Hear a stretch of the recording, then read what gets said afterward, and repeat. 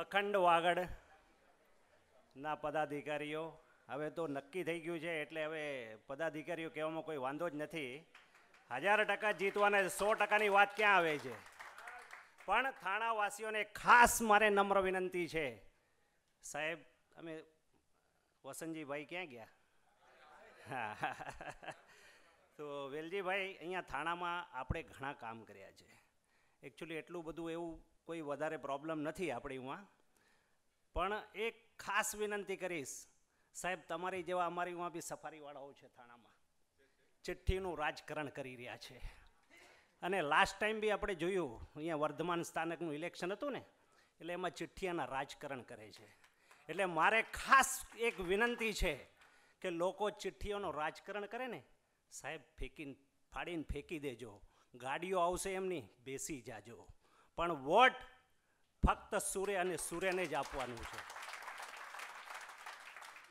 અને એક બીજી વાત કહું છું, આ પ્રવીણભાઈ છેડા ઘાટકોપરવાળા સાહેબ વિધાનસભામાં હારી ગયા, નગર સેવકમાં હારી ગયા, અને મોટી મોટી વાતો કરી રહ્યા હતા ગઈકાલે કે અમે લોકો મસ્તી કરી રહ્યા હતા.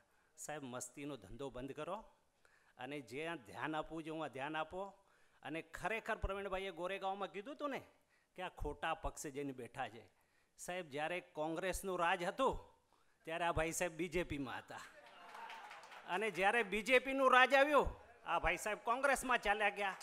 અરે સાહેબ, એક જ્યાં સારી જગ્યા, જ્યાં પરફેક્ટ પક્ષ છે ને, હું આ ઊભા રહ્યા હોત ને તો આજે અહીંયા બી જીતી ગયા હોત. આજે જો અખંડ વાગડમાં ઊભા રહ્યા હોત તો અહીંયા બી જીતી ગયા હોત. પણ સાહેબ, એના માટે લાયકાતની બહુ જરૂરિયાત હોય છે. બધાના નસીબમાં છે ને આ બધું નથી હોતું. અને મેં કોઈક અહીંયા ઘાટકોપરમાં સાંભળ્યું હતું કે હવે હેટ્રિક મારવાના છે. સાહેબ, હવે હારવાની હેટ્રિક મારવાના છે.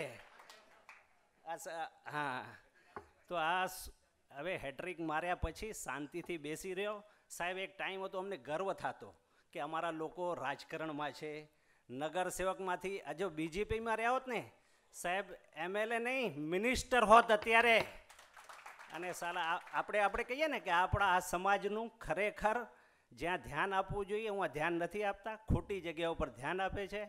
તો નાગજીભાઈ, એક ખાસ વિનંતી છે. અચ્છા, 1000% આપણે જીતી તો ગયા છીએ, એમાં હવે કોઈ બે મત નથી.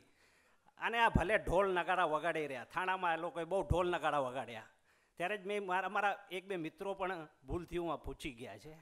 થાય ક્યારેક શું છે, કોઈક એવી પરિસ્થિતિ, એવા સંજોગ હોય તો હું આ પહોંચી જાય. અને પછી એમને જ્યારે સમજમાં આવ્યું કે આપણે યાર આ તો ખોટી દિશામાં ચાલ્યા તો ગયા છીએ, પણ હવે પાછું આવવું કેમ, તો આ બધું થયા કરે પરિસ્થિતિ અનુસાર. ક્યારેક આમ થાય, ક્યારેક તેમ થાય. પણ આપણો હૃદય મોટો છે અને આપણે તો બધા 29 તારીખ નહીં, એકચ્યુઅલી અત્યારે બી એક જ છીએ, એમાં કોઈ બે મત નથી. પરંતુ એ ખોટી જગ્યા ઉપર ઊભા છે. અને મેં એક બહુ સારી વાત કરી હતી પ્રવીણભાઈએ કે આ સત્ય અને અસત્યની લડાઈ છે. તો સાહેબ, સત્યના પક્ષે રહેવું જોઈએ. હાર જીત તો થયા કરે. જય વાગડ, જય ચોવીસ.